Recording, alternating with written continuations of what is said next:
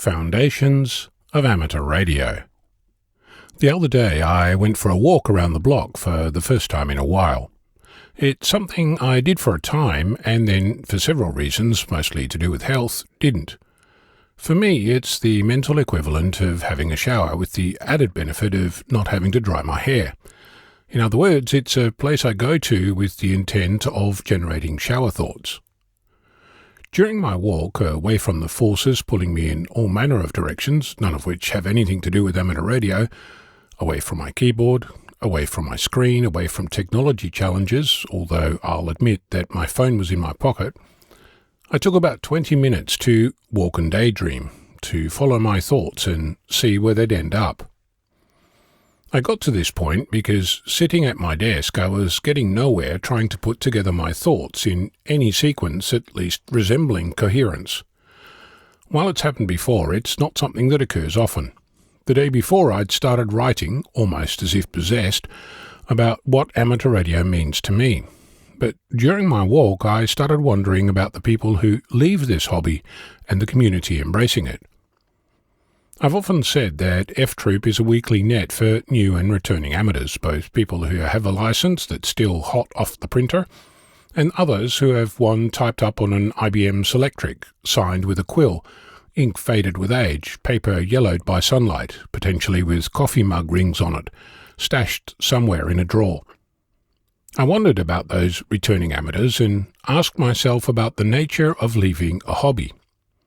It occurred to me that people leave for many different reasons, and it would be foolhardy to consider that all of those reasons are controllable by our community.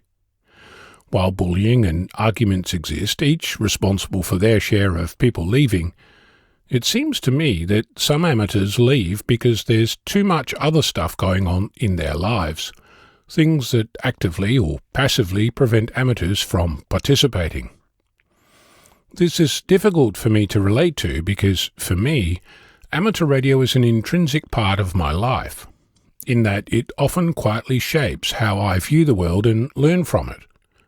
I see it when I notice a television antenna pointing in the wrong direction, when I install a new Wi-Fi router somewhere, when a signal is lost to a manned mission around the moon, when I open the garage door, and when I read that researchers at the National Institute for Standards and Technology, better known as NIST, have developed a new method for creating chips that process photons similarly to how traditional chips process electrons, which can generate a rainbow of colours, though they didn't use the letter U to describe them.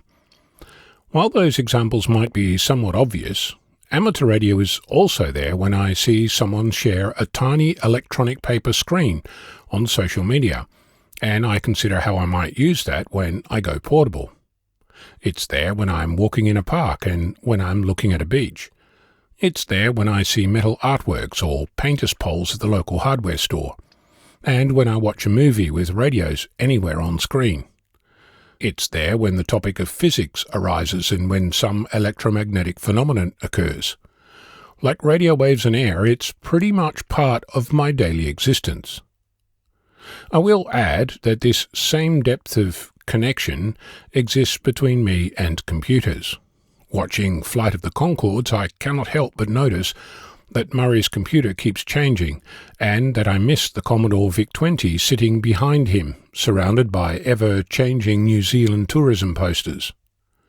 In other words, I cannot imagine ever not having radio or computers in my life. I'm mentioning all this because my experience isn't universal. While I'm sure that I'm not alone in this deep affinity, the community as a whole invariably ranges between people who could take or leave the hobby at a moment's notice and those who couldn't live without it. And beyond our community, there are people who are, depending on your perspective, blissfully or woefully unaware of our existence. All this to say, your experience of this hobby is not the same as that for everyone else. Neither is your experience of life. This is revealed more clearly in what we think the hobby means, whether or not FT8 is a blessing or a curse, contesting is ridiculous or amazing, why 40 metres is better than 20 metres, or vice versa, and if the hobby died when the ITU stopped requiring Morse code, or saw a rebirth. It should be obvious by now, but I think it's important to be explicit. Amateur radio is your hobby. It's what it means for you. Not for your mate, not for me, not for the people in your club, the local email list or social media. Just you. So use this as an opportunity to think about this, in my not-so-humble opinion, absolutely amazing hobby, and what place it has in your life. I'm Ono, Victor Kilo 6, Foxtrot Lima Alpha Bravo.